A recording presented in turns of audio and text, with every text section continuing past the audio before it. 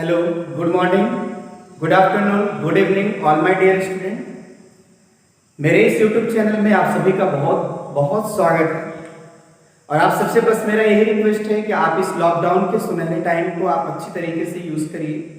एक जिंदा दिली के साथ आप इस लड़ाई को लड़िए। और सबसे बड़ी बात यह है, ये लड़ाई सबसे ज्यादा अगर है तो हम समझते हैं तो स्टूडेंट्स के लिए, क्योंकि जो स्टूडेंट है इस टाइम पे वो पढ़ाई ऑफलाइन नहीं कर पा रहा, उसको ऑनलाइन पढ़ना पड़ रहा है।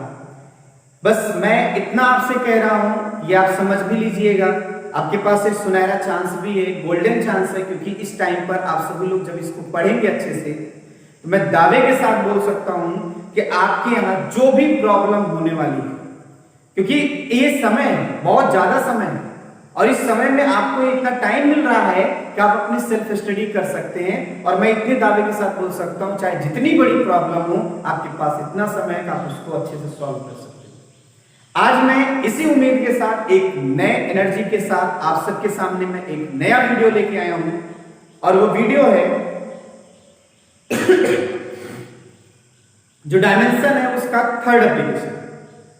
थर्ड एप्लीकेशन में अगर आपको देखा होगा तो हमने आपको बताया था कि हम डायमेंशन के हेल्प से हम ये चेक कर सकते हैं कि इक्वेशन राइट है कि रॉन्ग है। बात मेरी समझ आई? तो कैसे करना है, हम उन सब चीजों को ध्यान में रखते हैं। तो आज थर्ड एप्लीकेशन पर हम चर्चा करते हैं, यूनिट एंड डायमेंशन। सबसे पहले तो आप इस बात को ध्यान में रखिए, जैसे मेरे पास ये थर्ड एप्लीकेशन है, कौन सा? Correction of equation with the help of dimension. कैसे करेंगे? बड़े आसानी से समझा रहा हूं, थोड़ा आप इसे अच्छे से समझिए। देखिए आपको करना क्या होता है, जैसे मेरे पास कोई प्रॉब्लम है, कई तरीके से प्रॉब्लम्स हो सकती हैं। जैसे आपके पास क्वेश्चन है, आपने मोशन के इक्वेशन सुना होगा, v is equal u plus at। आप जानते होंगे एकदम सही है, लेकिन आपको ये प्रूफ करना है ये सही क्यों। दूसरा, जैसे मैं एक आपको इक्वेशन दे रहा हूं, क्वेश्चन नंबर फर्स्ट है, क्वेश्चन नंबर 2 मैं आपसे एक इक्वेशन दे रहा हूं कि s is equal ut plus half at। Question number third, v square is equal u square 2as का स्क्वायर। थोड़ा सा समझने की कोशिश करिएगा। Question number 4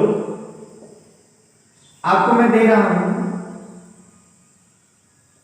kinetic energy half mv। Question number आपको 5 में बता रहा हूं, थोड़ा सा ध्यान दीजिएगा। ये तो आपका पहले टाइप का क्वेश्चन, टाइप फर्स्ट मैं आपको बता दे रहा हूं, थोड़ा सा ध्यान दीजिएगा।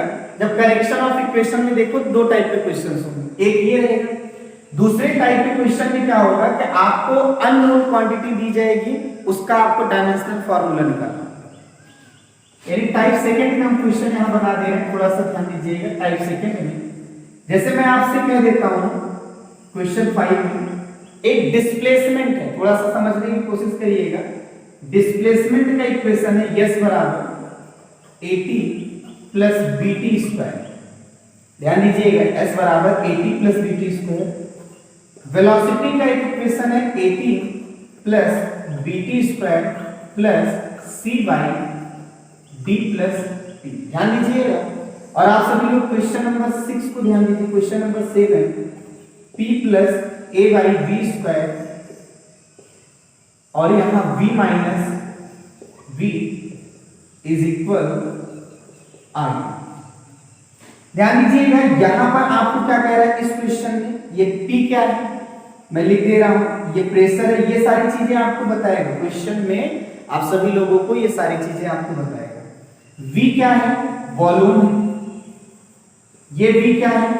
वॉल्यूम है। और आपसे a और b का डायमेंशन फार्मूला पूछे।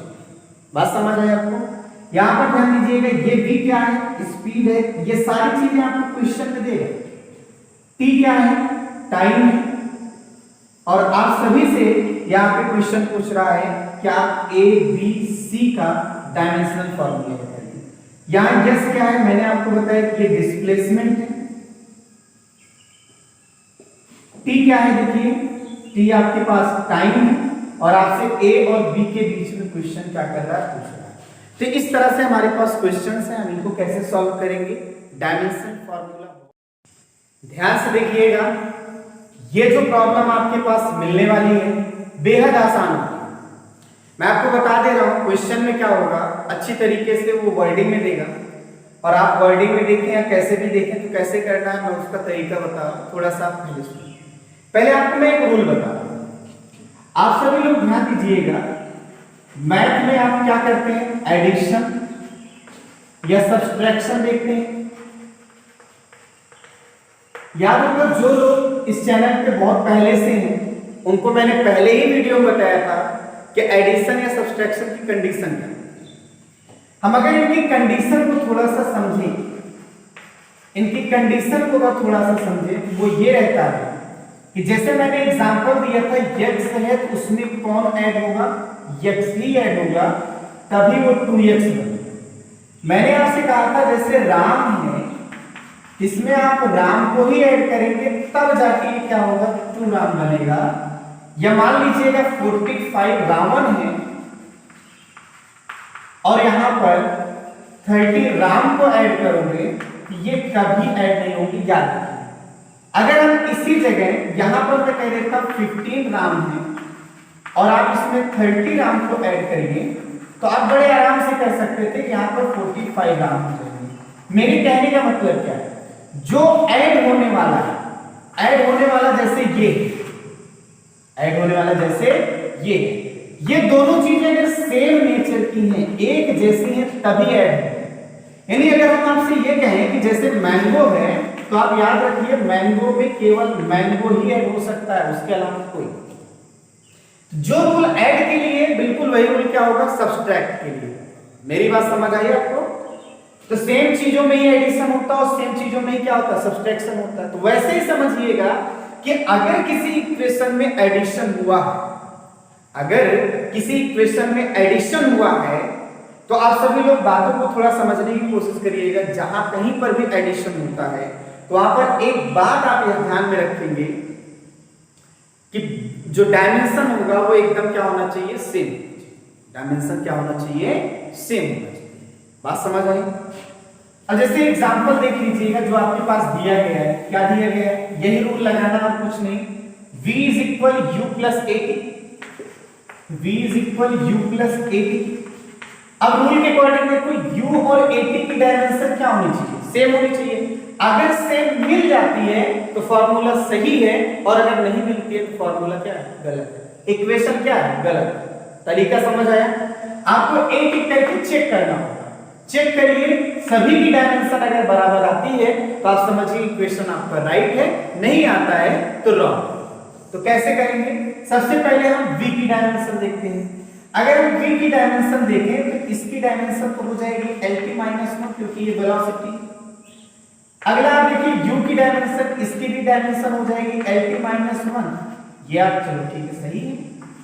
80 के लिए देखिए a तो एक्सेलरेशन है, एक्सेलरेशन की डायमेंशन LT-2 होती है और यहाँ टाइम t है, इसकी डायमेंशन t होगी।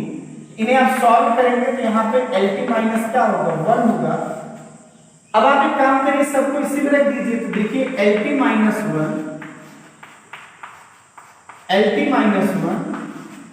प्लस LT-1 कहीं ना कहीं सही लग रहा है। चलो एक और काम कर लेते हैं, LT-1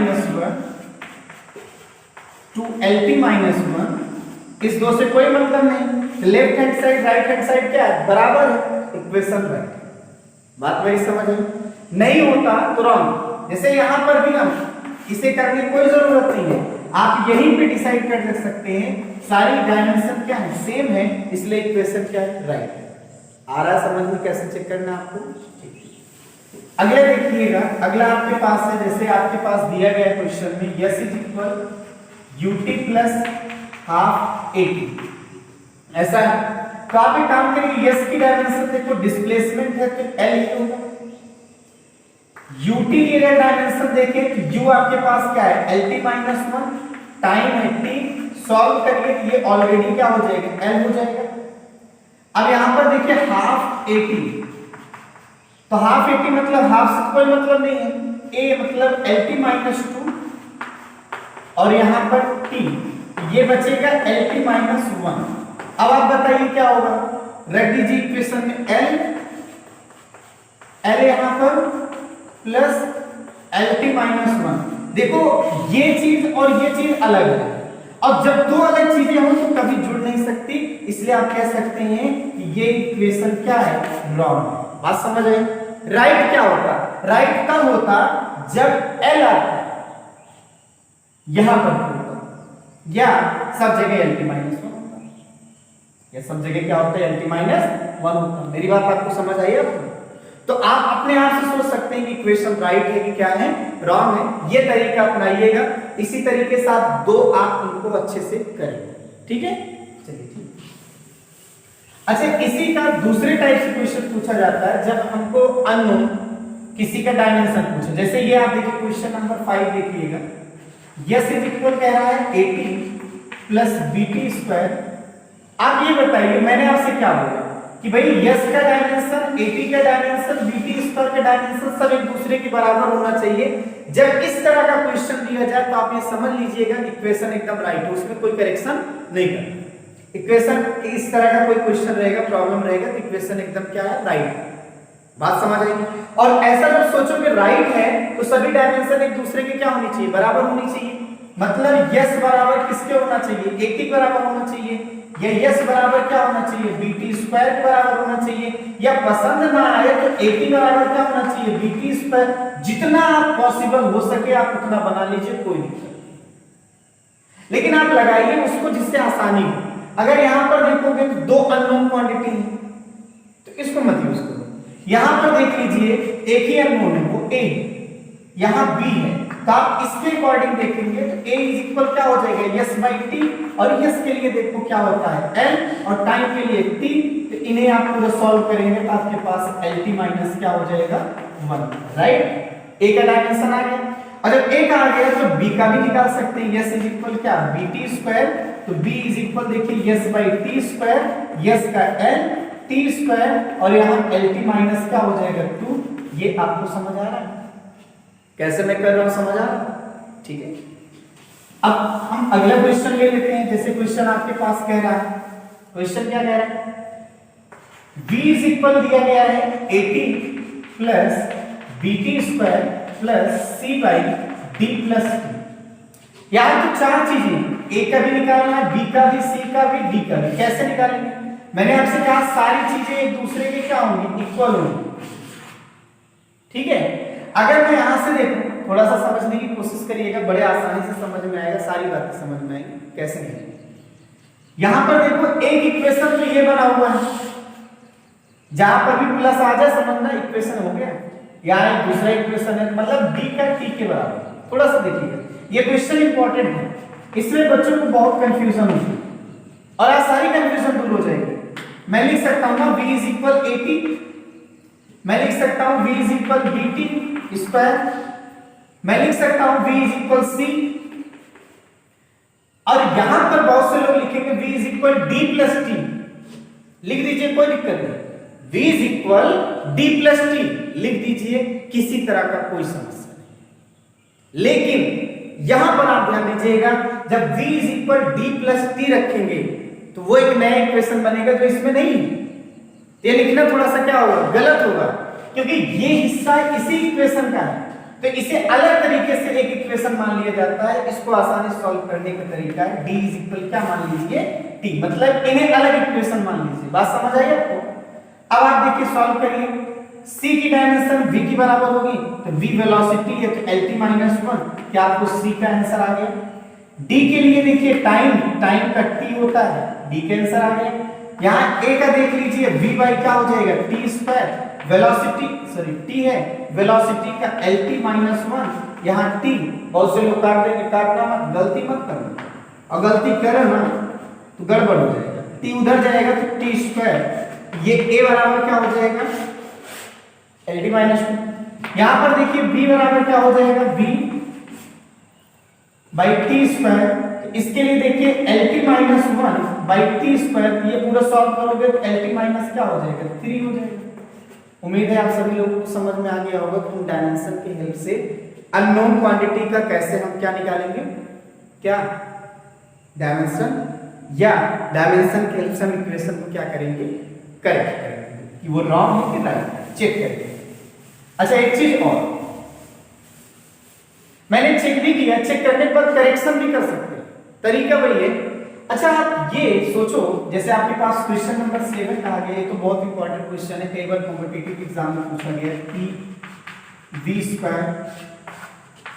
v minus b r2 कुछ भी दिया हो, बताइए। मैं आपसे कह रहा हूं ये पार्ट एकदम अलग अलग, कोई दिक्कत नहीं। मैं कहूंगा ये चीजें, इसमें ये चीज अगर जुड़ा हुआ है, इसका मतलब ये दोनों एक दूसरे के जैसे हैं, तभी जुड़े हुए हैं। तो p बराबर a बाई क्या v² आया, और यहाँ पर v बराबर क्या हो जाएगा b, क्योंकि सब सेम चीजें रहेंगी तभी जुड़ेंगी, घटेंगी नहीं तो अन्यथा नहीं होंगी। तो b बराबर क्या हो जाएगा वॉल्यूम, और वॉल्यूम का क्या होता है L3।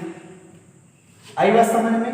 यहाँ पर प्रेशर है, प्रेशर का अगर आपको निकालना हो तो फोर्स बाई क्या होता है एरिया, और फोर्स का होता है mLT माइनस 2, एरिया का L², एक L से कट गया, mL minus 1 T minus 2, mL minus 1 T minus क्या हो जाएगा 2a, और v का होता है L3, इसका स्क्वायर मतलब 6, यहां मल्टीप्लाई करोगे एक कम हो जाएगा, तो कुल मिलाकर देखो mL की पावर 5 T की पावर माइनस 2, यही आंसर आएगा a के बराबर।